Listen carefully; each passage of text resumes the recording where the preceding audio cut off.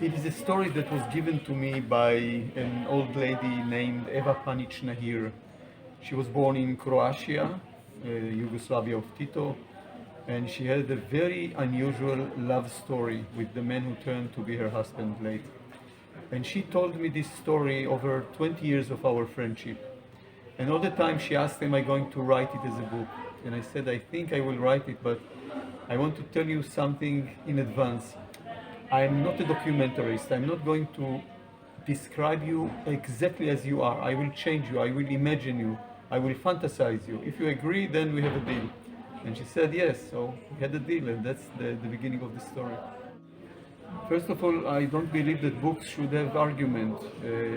They should be a good story, and there should be many layers to the story so that people can find themselves in every possible layer.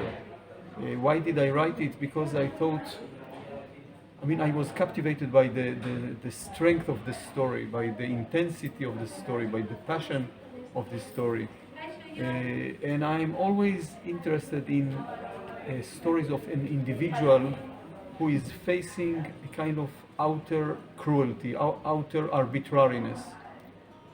I wrote books about how people survived during the Nazi regime, during the Shoah, the Holocaust. I wrote about how an individual is facing the capriciousness of the body. The body has such domain on our soul, on our behavior, on our destiny. I was very interested in seeing what happens to a person when his body starts to attack him or behave strangely. I wrote about an individual who is facing the military occupation of Israel against the Palestinians. So many cases of facing a huge mechanism that the individual has to fight, and sometimes we surrender to it and we are broken, and sometimes we win. And I believe that my Eva, which became the hero of my book, that she won after all she went through, after all she was experiencing, she took over, she had a triumph. And because of that, I think I was driven to write about her. I'm just in the beginning of a new project. I don't know if I will be able to conclude it. I don't know if I will have the energy. I don't know. In the beginning, everything is possible and everything is impossible.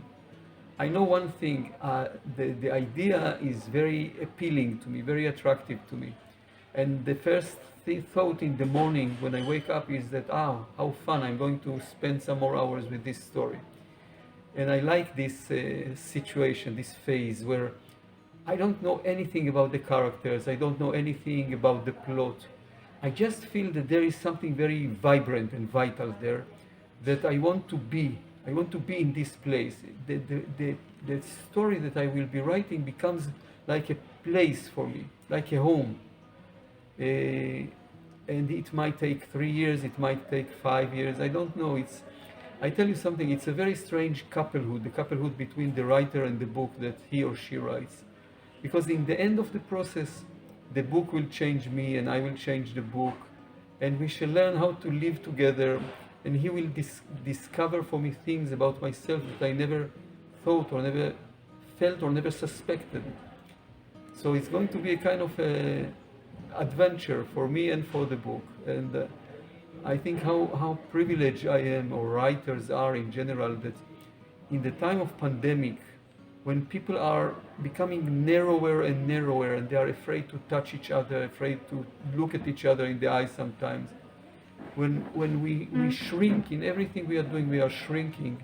But to be able to write and to create a story, it's such an act of becoming wider and becoming more rich and becoming more multi-layered and creative, to create something in a time that everything seems to be crushed down and flattened down. To be able to create, to be able to invent, to imagine, it's really a gift, it's such a privilege.